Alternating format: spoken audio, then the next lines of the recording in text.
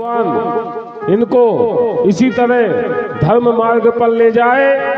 बोलिए भक्त वत्सल भगवान की। तो सुखदेव मुनि महाराज कहते हैं, हे धर्म सम्राट कर्मयोगी राजा परीक्षित, कुवलिया को मार कर अब दोनों भाई उस हाथी के दोनों दांतों को निकाल कर गदा की भांति अपने अपने भुजाओं में रखकर एक एक दांत को रखकर आगे जाने लगे। अखाड़े में आगे पहुंचे जहां पर कुश्ती खेली जाती है। अब कंस को यह पता था कि भगवान श्री कृष्ण कुश्ती खेलने अवश्य आएंगे, अखाड़े में अवश्य आएंगे। तो कंस ने इस बार चारूण और मुष्टिक को भेजा कि जाओ और उस कृष्ण से और बलराम से मल्लयुद्ध करना, कुश्ती खेलना, मल्लयुद्ध करना और उन्हें मार डालना। भगवान श्री कृष्ण से और बलराम से युद्ध करने के लिए, मल्लयुद्ध करने के लिए चारूण और मुष्टिक अखाड़े में पहुंचे। एक एक दांत को गदा की भांति भगवान श्री कृष्ण ने, बलराम ने अपनी भुजाओं में रखकर अब युद्ध करने के लिए आगे बढ़े। जब कुश्ती खेलने लगे, आगे बढ़ने लगे, तो न्याय पूर्वक कुश्ती ना लड़कर ये चारूण और मुष्टिक ये अन्यायता पूर्वक कुश्ती लड़ते। कृष्ण के साथ चारूण और बलराम के साथ मुष्टिक युद्ध करने लगे।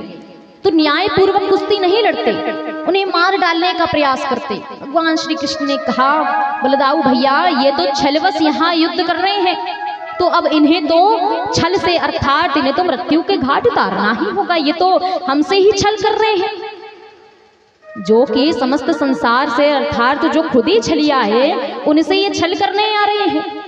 देव मुनि महाराज ने कहा, भगवान को क्रोध आया तो भगवान श्री कृष्ण ने जो कुवलिया का दांत लिया था उसी दांत से एक ही बार में और चारूण को मारा। तो चारूण दूर जाकर गिरा, फिर उसे उठाया और जोर से जमीन पर पटक दिया। जैसे ही पटका उसके प्राण पखेरु उड़ गए, भगवान के द्वार को चले गए। मुष्टिक को बलराम जी के पास तो अधिक बल था। बलराम जी ने जैसे ही एक दो घूंसे मारे मुष्टिक को, जैसे ही अपना हाथ उठाया, अपने भुजाओं से एक बार मुष्टिक को मारा तो वह दूर जाकर गिरा। फिर उठाया, फिर जोर से पटक दिया तो उसके प्राण पखेरु हुए संसार को छोड़कर चले गए।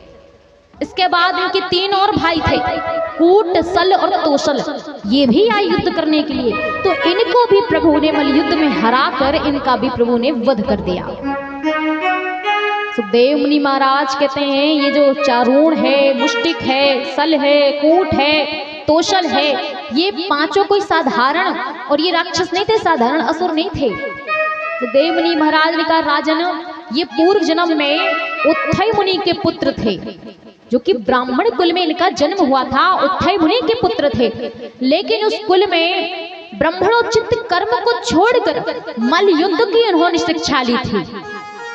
जब मल्लयुद्ध की शिक्षा ली तो इनके ही पिताजी ने इन्हें श्राप दे दिया कि जिस प्रकार तुमने असुरों की भांति मल्लयुद्ध की शिक्षा ली ना, तो जाओ, मैं तुम पांचों को श्राप देता हूं कि तुम असुर की योनि में हो जाओ, तुम्हें असुर की योनि में जन्म मिले।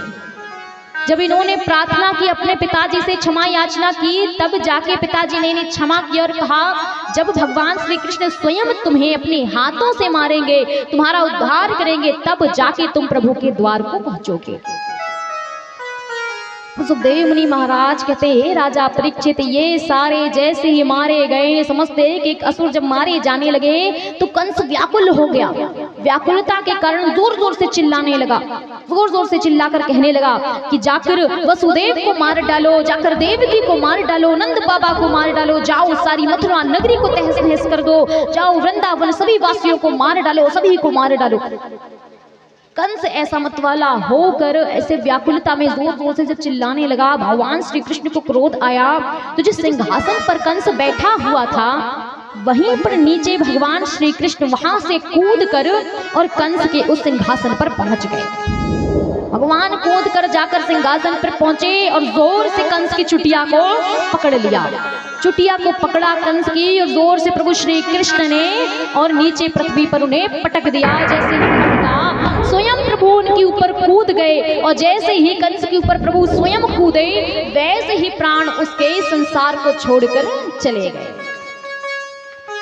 तो प्रभु श्री कृष्ण ने एक ही बार में कंस का वध कर दिया। सुखदेव मुनि महाराज ने कहा कि सुंदर स्वरूप कृष्ण ठाड़े मंग भांजहु में, और दंत दोय पकड़ कुवलिया पछारियो है, कि मामा के अखाड़े में करत घन घोर युद्ध, मुष्टि चारोण और तो सल को मारियो है। लई है उछाल कंस के चुटिया पकट निपट नीचे डारियो है, और असुरन की नारी विलाप करे हाय हाय, छाछ के पिबैया ने छत्रपति मारियो है। कि आज माखन को खाने वाला, छाछ को पीने वाला, आज एक छत्रपति को आज उसने मारा है, आज कंस को उसने वध किया है। देव मुनि महाराज कहते हैं, हे राजन, जैसे ही कंस का वध किया वैसे सारे देवी देवता पुष्पों की वर्षा करने लगे। निरंतर पुष्पों की वर्षा भगवान श्री कृष्ण के ऊपर करने लगे। सुखदेव मुनि महाराज कहते हैं, हे राजन, कंस को मारकर भगवान श्री कृष्ण अब आए और सबसे पहले जाकर अपने माता पिता के बंधनों को खोलने लगे।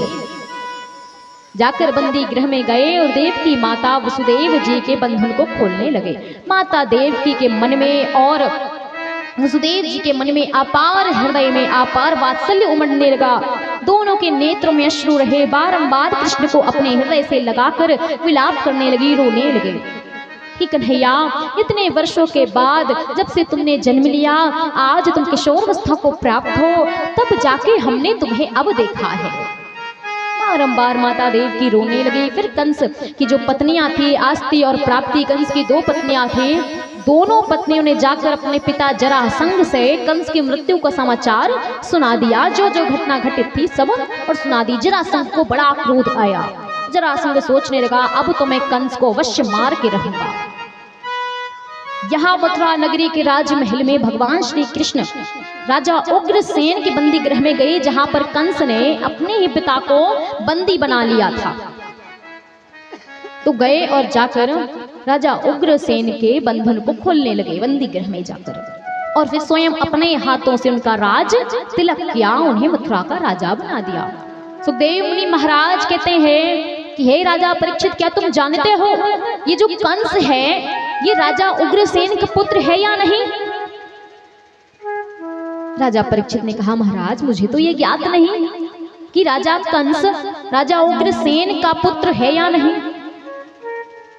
किस किस को पता है कि उग्रसेन का पुत्र राजा कंस है या नहीं? जरा हाथ ऊपर करिए। कंस के पिता का नाम क्या है? नहीं ज्ञात। इतनी सारी जगह कथा सुनने जाते हैं तो याद तो रखना चाहिए, कोई ना कोई सुनाया होगा। कि बस कथा सुनना है, एक कान से सुना दूसरे कान से निकाल दिया। हाँ, कि कथा सुनी और एक कान से सुनकर दूसरे कान से निकाल दिया, ऐसा करते हैं क्या? कुछ कुछ तो याद होगा। चलिए, अब नहीं पता है तो बता देती हूँ, लेकिन अब की बार अगर कोई आए और पूछे तो ये मत कहना नहीं पता, बड़े ध्यान के साथ सुनना। तो देव मुनि महाराज ने कहा, राजन, ये जो कंस है ना, ये उग्रसेन का पुत्र नहीं है, अपितु ये वर्ण संकर है। वर्ण संकर अर्थात एक बार और उग्रसेन की पत्नी पवन रेखा, एक बार पवन रेखा उनकी पत्नी उग्रसेन की अपने पीहर अपने मायके जा रही थी। जब मायके जा रही थी तो मार्ग में ही उन्हें नित्य क्रिया लगी। नित्य क्रिया करने के लिए एक जलाशय के किनारे बैठ गई। वहीं पर एक द्रुमिल नामक राक्षस आया।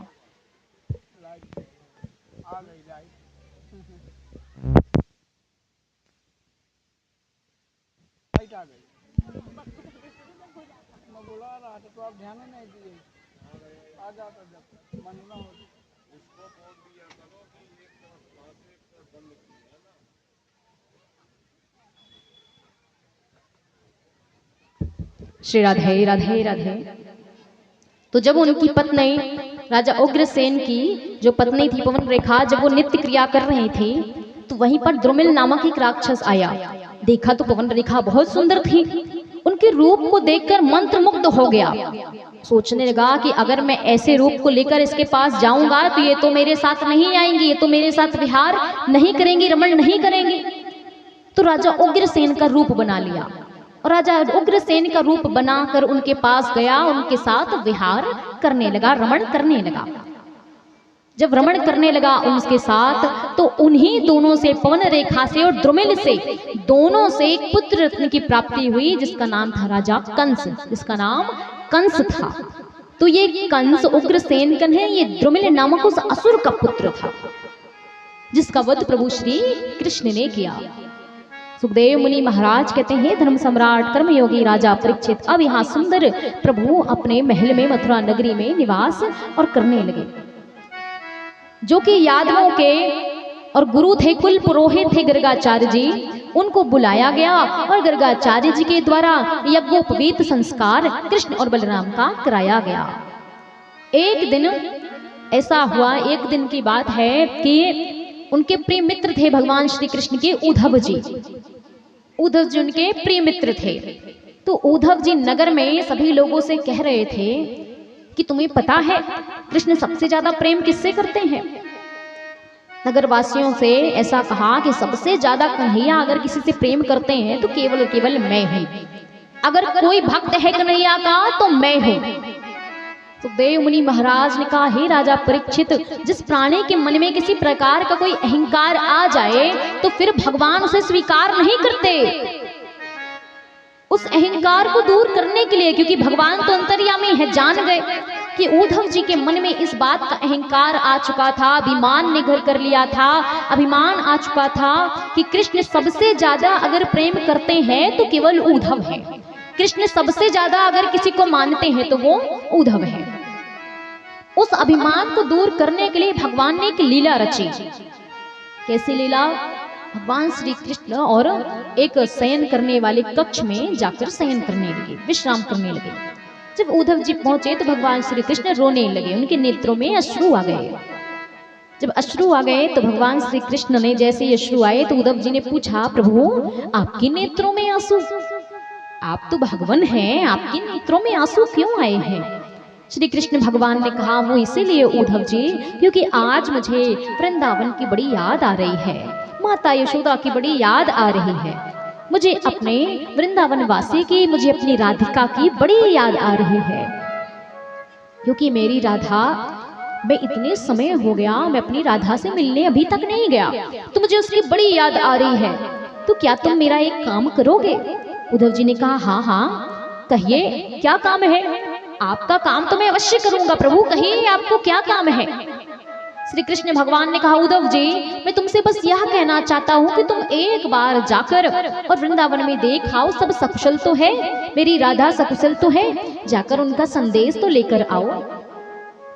उद्धव जी ने कहा, ठीक है प्रभु, मैं अवश्य अभी के अभी जाता हूँ वृंदावन। भगवान श्री कृष्ण की बातों को मानकर उद्धव जी खड़े हुए, तुरंत वृंदावन की ओर निकल पड़े। जब वृंदावन की ओर आने लगे तो वृंदावन आते आते जब यमुना नदी के किनारे तक पहुंच गए तो वहां पर कुछ गोप सखा बैठे हुए थे। क्योंकि उद्धव जी भगवान से प्रेम करते थे तो भगवान की भांति पीले पट्टे को धारण किया करते थे। गोप सखाओं ने इस पीले पट्टे को देखकर कहा कि अरे महाराज आप कौन हैं, आपको कहाँ जाना है?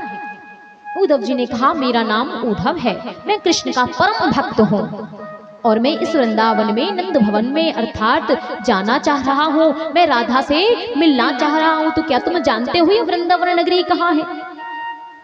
गोप सखाओं ने कहा, महाराज यही तो है वृंदावन नगरी जो कितनी विशाल है, यही तो है वृंदावन जहाँ भगवान निवास किया करते हैं, और आप कृष्ण के भक्त हैं, कहिए ना कृष्ण सकुशल तो है, कृष्ण ठीक तो है? उद्धव जी ने कहा, हाँ हाँ कन्हैया बिल्कुल ठीक है। उद्धव जी ने पूछा, ये बताओ कि नंद भवन कहाँ है, मुझे राधा रानी कहाँ मिलेंगी? उद्धव जी ने सारा वृत्तांत जानकर कि नंद भवन कहाँ है, राधा रानी कहाँ रहती है, कहाँ पर निवास करती है, ये सब कुछ जानकर गोप सखाओं से आगे की ओर बढ़ने लगे। जैसे जैसे चलने लगे तो अचानक देखते ही देखते एक कांटे से और उद्धव जी का पट्टा फट जाता है। जो पीला पट्टा धारण करते हैं वो पीला पट्टा थोड़ा सा फट जाता है। तो देव मुनि महाराज कहते हैं, हे राजन वो इसीलिए क्योंकि वृंदावन में पहुंचते ही, कदम रखते ही किसी भी प्राणी का अभिमान तुरंत दूर होता है। उस थोड़े से विमान को दूर करने के लिए उस पीले पट्टे का फट जाना तो निश्चय ही था। जैसे ही थोड़ा सा और पट्टा फटा तो वैसे ही उद्धव जी सोचने लगे कि बताओ मेरा ये पट्टा कैसे अपने आप फट गया। उद्धव जी कुछ सोच कर फिर थोड़ा आगे बढ़े, थक गए तो जाकर वही किनारे एक वृक्ष के नीचे, यमुना नदी के किनारे जाकर वृक्ष के नीचे बैठ गए। अपने आप से वार्तालाप करने लगे कि बताओ कन्हैया, ना जाने तुमने मुझे कहाँ भेज दिया कन्हैया, यहाँ पर तो और आते ही मेरा पट्टा फट गया। ये सारी बातें खुद से कर रहे हैं कि जैसे ही जो वृक्ष के नीचे बैठे हुए थे उस वृक्ष ने सुन लिया। कहते हैं ना वृक्ष में प्राण होते हैं, जान होती है। वृक्ष ने सुन लिया तो वृक्ष ने कहा कि अरे अरे आप कौन हैं? आप कन्हैया का नाम ले रहे हैं, आपका क्या नाम है, कहाँ से आए हैं? उद्धव ने कहा मेरा नाम उद्धव है, मैं कृष्ण का भक्त हूँ, मैं मथुरा नगरी से चला आ रहा हूँ। जैसे ही ऐसा कहा उद्धव जी ने, तुरंत वृक्ष ने उत्तर दिया अरे उद्धव जी आइए आइए, वृंदावन में आपका स्वागत अभिनंदन है। और आप बताइए ना हमारे कन्हैया कैसे हैं, कन्हैया सकुशल तो हैं? आप जानते हैं मैं वही वृक्ष हूँ जिसके नीचे बैठकर कन्हैया सुंदर बांसुरी को बजाया करते थे। उनकी बांसुरी की तान को सुनकर मेरे वृक्ष की एक एक डाली नृत्य किया करती थी। मैं वही वृक्ष हूँ जिसके नीचे बैठकर प्रभु भोजन किया करते। मैं वही वृक्ष हूँ जिसके नीचे बैठकर प्रभु लीलाएं किया करते। मैं वही वृक्ष हूँ जिसके नीचे बैठकर प्रभु सुंदर अपने गोपियों के साथ में वार्तालाप किया करते, अपनी गोपियों के साथ रास रचाया करते। तो बताइए मेरे कन्हैया कैसे हैं? उद्धव जी विचार में पड़ गए कि बताओ यहाँ के तो मनुष्य तो दूर, यहाँ के तो वृक्ष भी बोलते हैं, यहाँ तो वृक्ष भी याद करते हैं। उद्धव जी का वहीं पर विमान समाप्त होता चला जा रहा।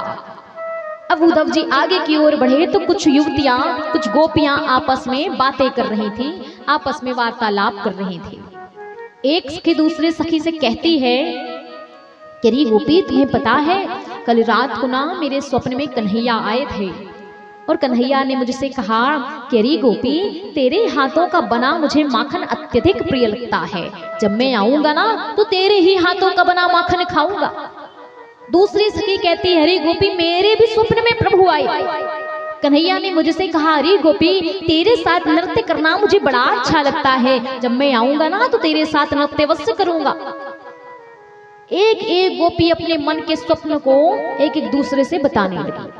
वहीं राधा रानी चुपचाप नेत्रों में श्रू को लिए और बैठी हुई थी। सारी गोपियों ने कहा अरे राधिके क्या तुम्हें कन्हैया ने दर्शन नहीं दिया? क्या तुमने स्वप्न में कन्हैया को नहीं देखा? तुमने कन्हैया से बातें नहीं की? क्या कन्हैया ने तुमसे स्वप्न में आकर तुमसे कुछ कहा नहीं? तुमसे तो वो प्रेम करते हैं, अवश्य तुम्हें दर्शन दिया होगा, तुमसे कुछ कहा होगा, बताओ बताओ क्या कहा कन्हैया ने? राधा रानी ने जैसे सुना तो जोर से रो पड़ी और रोते रोते कहने लगी अरे गोपी तुम सभी कितनी सौभाग्यशालिनी हो कि कन्हैया तुम्हें स्वप्न में तो दर्शन देते हैं। और देखो ना मैं कितनी बड़ी अभागन हूँ कि मैं तो कन्हैया से इतना प्रेम करती हूँ कि उनके प्रेम के कारण, उनकी याद के कारण मुझे रात में नींद भी नहीं आती। और जब नींद नहीं आती तो स्वप्न कैसे आएगा, और जब स्वप्न नहीं आएगा तो कन्हैया कैसे आएंगे? इसीलिए मुझे कन्हैया दर्शन नहीं देते, मैं बड़ी अभागन हूँ। तुम सभी कितनी ज्यादा सौभाग्यशालिनी हो कि कम से कम कन्हैया स्वप्न में तो दर्शन देते हैं। ये सारी बातें हो ही रही थी कि उद्धव जी वहां पहुंच गए और कहने लगे रे गोपियों ये बताओ आप सभी में राधा रानी कौन है?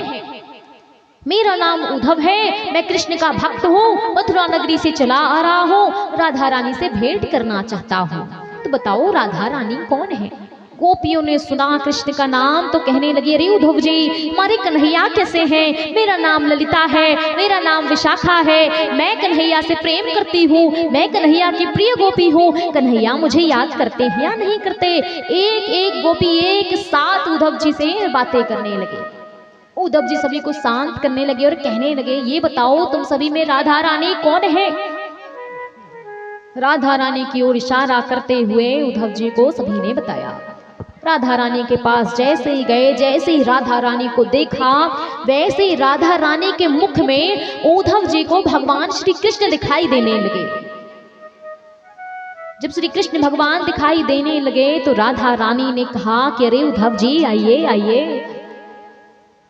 और कहिए वो कन्हैया कैसा है जो कि इतना झूठ बोलता है। कहकर गया था कि 2 दिन में आऊंगा, 2 दिन से आज इतने वर्ष व्यतीत हो गए लेकिन अब तक लौट कर नहीं आया।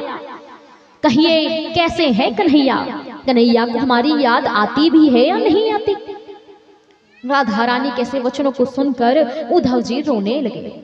रोते रोते राधा रानी के चरणों को स्पर्श किया और राधा रानी से कहा कि प्रत्येक दिन, प्रत्येक क्षण, प्रत्येक पल कन्हैया केवल आपका नाम भजते हैं, केवल आपको ही पुकारते हैं। और कन्हैया ने मुझसे बताया है, अर्थात हे राधा रानी, तूने ऐसा कौन सा पुण्य किया जिसके कारण कन्हैया निरंतर तेरी माला जपते हैं।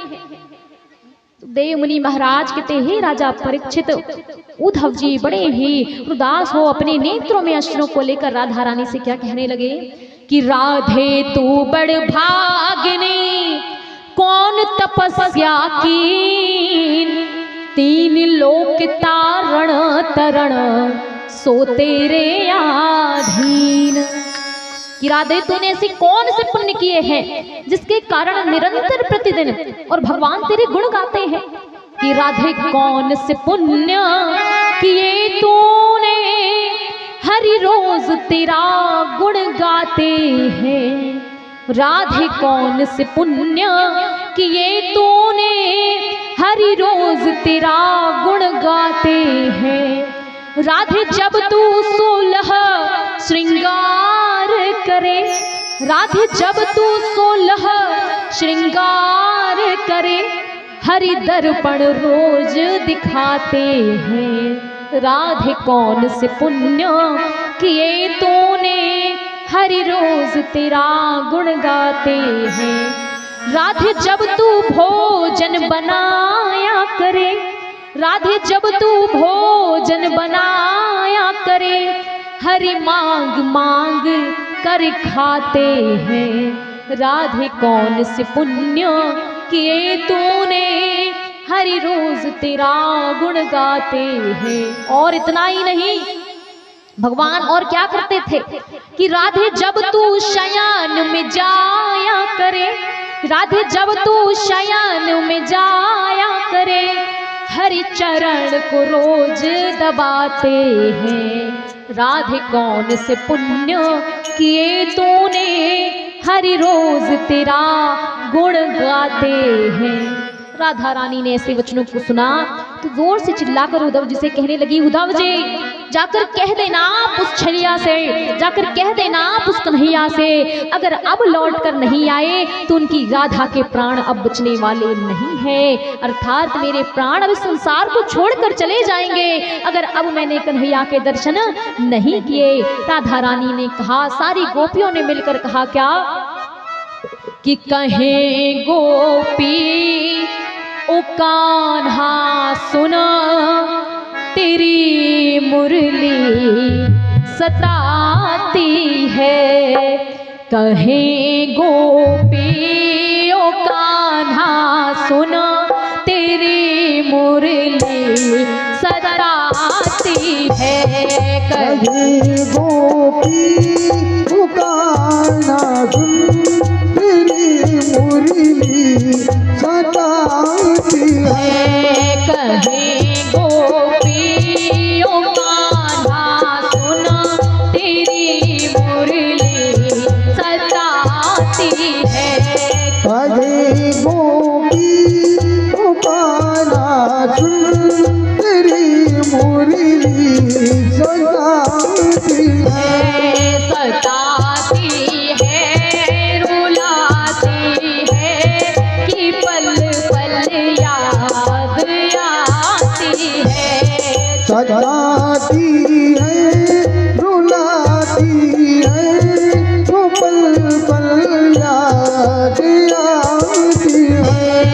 कहें गोपी ओ कान्हा सुन, तेरी मुरली सताती है। कहें गोपी वो कान्हा सुन, तेरी मुरली सताती है। स्वर्णिक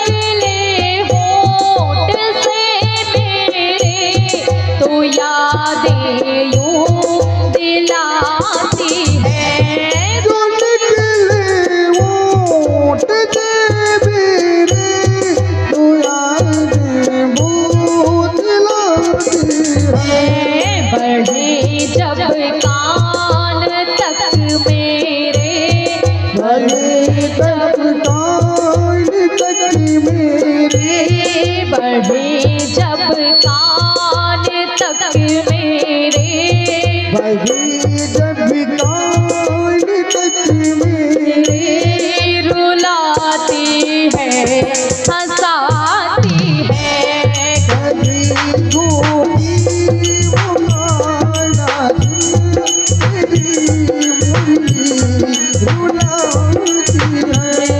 कहे गोपी ओ कान्हा सुन तेरी मुरली सताती है, कभी गोपी वो गाना सुन तेरी मुरली सुनाती है। कभी ये यूं सताती है कि पल पल याद आती है, कभी यूं सताती है वो पल पल याद आती है। कभी ये यूं सताती है कि पल पल याद आती है, कभी यूं सताती है वो पल पल याद आती है। कहे गोपी ओ माधव सुन तेरी मुरली सताती है, कभी गोपी वो माधव सुन तेरी मुरली सताती है। मैंने पूछा ओ कान्हा क्यों तेरी मुरली रुलाती है, मैंने पूछा ओ गाना क्यों तेरी मुरली रुलाती है। मैंने पूछा ओ कान्हा क्यों तेरी मुरली सताती है, मैंने पूछा वो गाना क्यों तेरी मुरली सताती है।